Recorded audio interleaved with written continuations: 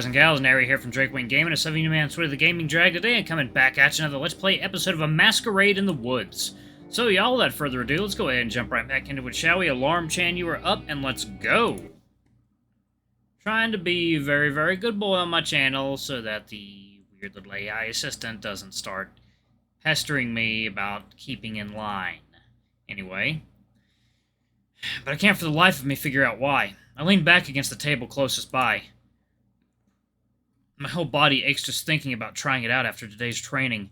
Only time I've done boxing was in gym class years ago. And I can confidently say I freaking sucked at it. My attention is drawn away from the ring and towards the door leading to the kitchen as heavy footsteps start up behind it. Soon after, the door is swung open by a large skunk pushing himself through, wiping his paws on the discolored apron around his waist. He's big, taller than Shepard. Despite his rounded belly, it's clear he's got quite a bit of muscle hiding beneath. Regardless of his brooding nature, though, he looks friendly. He looks around the dining room before his eyes land on me, and with a big, friendly grin on his muzzle, he starts making his way towards me. As he swings one heavy boot in front of the other, it becomes clear he walks with a limp. I straighten back up, turning towards him, and realize I'm not exactly dressed for dinner. Damp, grass-covered hoodie usually isn't my first choice. Can't imagine my hair looking much better. Or fur, for that matter. I quickly begin wiping some grass off my pants, opening my mouth to greet him. Look who's back! Hi... What? Back? Is this another one of those situations where Lucas brought me here while I was unconscious? I'm starting to get a bit stale. I usually prefer to remember where I've been. Ironic, I guess, considering I don't remember how I got here in the first place. I take a step back, unsure of how to respond. I haven't seen you in forever! Where have you been? He chuckles, stopping a table away and steadying himself on a chair. Now I'm even more confused. My name's This is Cody. I'm interrupted as a big paw lands on my shoulder. He stops beside me, patting me on the shoulder. I look up at Shepard, who gives me his usual stoic expression in response before turning back to the skunk. He's from out of town, Matty. The bulky skunk tilts his head with a confused look. Cody, huh? Sorry, lad, mistook you for someone else there. He chuckles, a tinge of embarrassment in his voice. Good to see you again, Shep. He clears his throat awkwardly. Well, what are you standing around for? Have a seat. He pulls the chair he was leaning on out, gesturing us towards the table. Shepard nods as he steps forward, pulling the chair on the opposite side of the rounded table out and sitting down. Matty pats the chair he pulled out as he smiles at me. I sit down. As I sit down, he pats me on the back with more force than I was anticipating. Matty limps over to the bar, swiftly grabbing 2 glasses and a big pitcher of water. Shepard scoots himself closer, folding his arms on the table as the skunk comes back, grabbing 2 chairs from the neighboring one. He sits down on one of them, lifting his left leg onto the other with a heavy sigh. Was hoping I'd see you here yesterday, but you haven't been around much lately. Shepard grabs the pitcher, filling one of the glasses. Work's been busy. He responds, putting the pitcher back down and adjusting his hat. I assume he means dealing with kidnappers, but come to think of it, I have no idea what he works with. But now doesn't really seem like the right time to ask about that. Tell me about it. Haven't had exercise like last night since boot camp. He chuckles, resting his arm over the back of the chair. The hyena pushes the glass across the table, meeting my gaze. Drink. Well, I don't want to look too desperate, I can't help myself. Without hesitation, I bring it up to my lips, eagerly gulping down the cool ice water. I don't even care how ridiculous I look doing it. After today's training, I need it. Badly. I think I can quite describe the feeling of ice-cold water running down your throat after a hard workout. Yeah, I may into that. As I lower the glass, I notice both Shepard and Matty looking at me, Matty chuckling under his breath. Eager one, huh? I self-consciously lift a paw to scratch my neck, looking away. It's been a rough day for the little guy. I'd be surprised if he wasn't. He chuckles, his lips curling into a small smile. Good to hear the place still sees action, though. Matty nods. I shouldn't complain. Busy weekends make up for times like these, after all. He lifts his paw to gesture at the empty dining room. Though an extra set of paws wouldn't do this place any harm. It's almost impossible keeping the kitchen up and running when you've got a dozen thirsty customers by the bar at the same time. He looks over at me. You old enough to pour beer yet? Yeah, I'm 22. Fucking hell. Water time.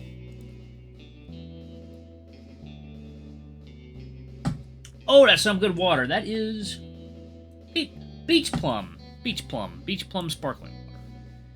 Yeah, I'm 22. Actually, I used to work in a bar back home. Technically, I'm still working there, I guess. Wonder if Judy's even noticed me missing yet. If not, she will tonight, considering I'm supposed to be at work in a couple hours. The skunk looks at me for a second before turning to Shepard with a big grin. So that's why you brought him along, huh? Shepard looks between the two of us with confusion. You worked in a bar? I nod, giving him a sheepish grin. Yeah, I guess I forgot to say. I know I told Lucas and Mason. Seems you're full of surprises, pup. Pup? I'm a bit taken aback by the nickname, but I guess I've been called worse. At the same time, I can't help the growing heat in my cheeks as he says it. He looks back at Maddie. I had no idea. Maddie lets out a hearty laugh, scratching his chin with a paw. Seems the fate's smiling us once again. Shepard lets out a one-note chuckle, shaking his head and muttering something under his breath. Well, if you ever find yourself in need of a new job, you know where to find me, he says, topping it off with a wink. I nod, smiling back at him. Right then. He claps his paws together before digging one down into the pocket of his apron. What can I get you to? I look down at the table, then to the other tables around us, trying to spot a menu anywhere. The usual. I look back at the striped hyena, who grins back down at me. And another pitcher for the pup. Maddie nods as he scribbles it down on the notepad. I'll be right back with that. The skunk gets up with a grunt and disappears through the kitchen door. The bar grows quiet again, the only sound being some sparse traffic on the street outside. Shepard lets out a long sigh, his eyes on the bar. I guess I never did ask much about you yesterday. Work took priority. I nod, running a paw through my hair. Other than that, the interrogation yesterday, this is the first time I've spent time with the hyena alone. I find myself hesitating to speak. He was very patient and kind to me yesterday, but at the same time, I know how scary he is when he's angry. Luckily, I'm safe from having to find a subject as the striped beast in question turns back to me and speaks up. Tell me about yourself. Oh, what would you like to know? He pauses before answering, tilting his head as he looks at me up and down across the table. Family. Oh, well, nothing out of the ordinary, really. Mother? Father? Mom, yeah. My father passed away a while back. I'm sorry to hear that. No, it's alright. It was expected. He'd been sick for some time. Look off to the side, running my claws against the edge of the table. It came more as a relief in the end. It's an awful thought, and saying it out loud leaves a bad aftertaste in my mouth. I'd be lying if I said I didn't feel like a weight taken off my chest. Siblings? A stepbrother. His name's Miles. Is he nice to you? Very, yeah. I chuckle. He always used to take me to get food or ice cream when he noticed me feeling down. It sort of became a weekly thing we did. One of the places we went was a bar a lot like this one, actually. It was never about the food, and it was just nice having someone to hang out with. Shepard's eyes narrow.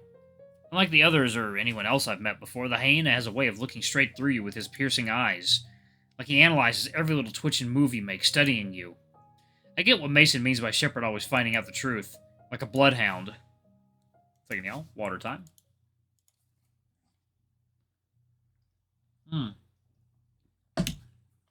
Oh, yeah. What about you, sir? His eyes stay focused on me for a moment before he answers, his muzzle curling up in a smile and a low chuckle behind his words. You really don't have to address me so formally. He lifts his paw, pinching the tags hanging around his neck between his thumb and finger. Stop letting these scare you. A nervous snicker slips out as I look away. I think it's more your size that intimidates. After a moment of tension, he grins, turning his head towards the windows. The group is my family. I turn back to him. He grabs the pitcher, filling both glasses this time. Brothers and sisters in arms, joined together in a common goal. To find the missing people. That's the current goal, yes. The question lies in how we reach it. There's undoubtedly merit behind all the evidence you found last night, but what might lead where is difficult to say. Ink seems to have taken interest in the metallic collar, and along with those blueprints you found, it's possible we could source the materials. Giants seem most concerned about the photo album of the rat's victims, a solid piece of evidence that merits further investigation, but it won't tell us where they are straight up. Lastly, the cipher. There's no doubt in my mind there's vital information hidden behind it. We only have to find a way to crack it. Yeah, all of it seems related in one way or another. So the question is, where do we put our effort? Oh, God. Really? Y'all want me to make a decision now? Damn. The collar.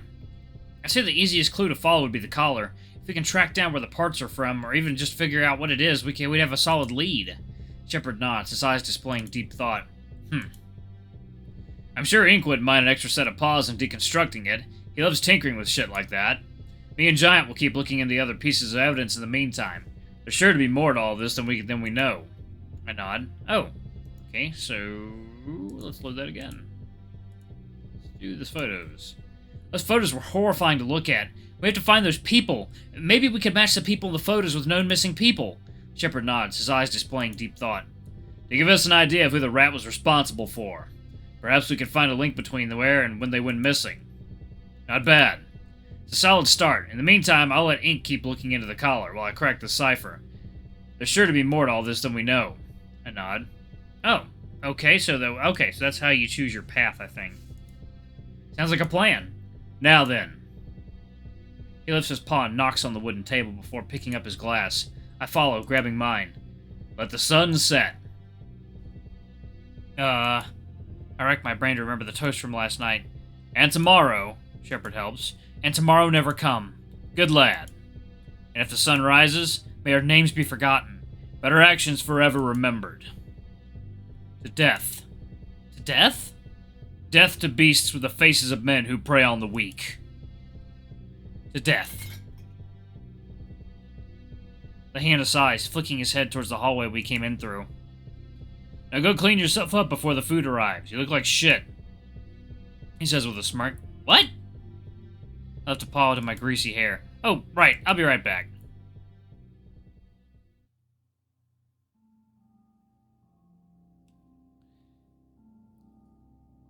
Pull your sleeves down. Pull your sleeves down. What?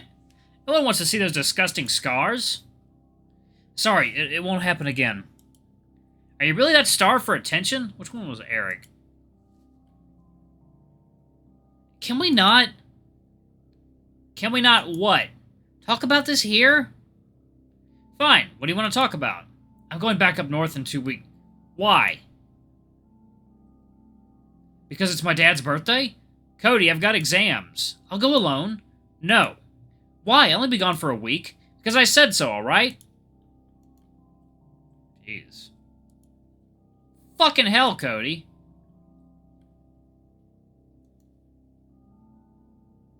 It's like, no, water time.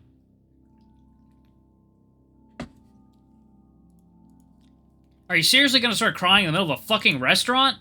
I'll be right back. Go. Clean your fucking face while you're in there. God, what an abusive relationship. I turn the sink on and lean down over it. My paw reaches down into the stream to splash the cool water against my muzzle. The water runs down my chin as I look myself over in the mirror. I really do look like shit. I feel just about as bad. Well, the day turned out a lot more exhausting than I was expecting. Hopefully I'll be able to get a good night's rest tonight, at least. I sigh. As I look down the row of sinks, I notice Shepard's duffel bag tucked in the corner. Huh, he must have forgotten it earlier when we came in. I recognize the logo. That's definitely his bag. Where the guns are. I can't help but imagine just how easy it would be to just grab one and let go of everything. It'd be so easy. No. Get a hold of yourself, Cody. This isn't you. No. That's a lie. As I'm about to zip the bag back up, something else inside catches my eye.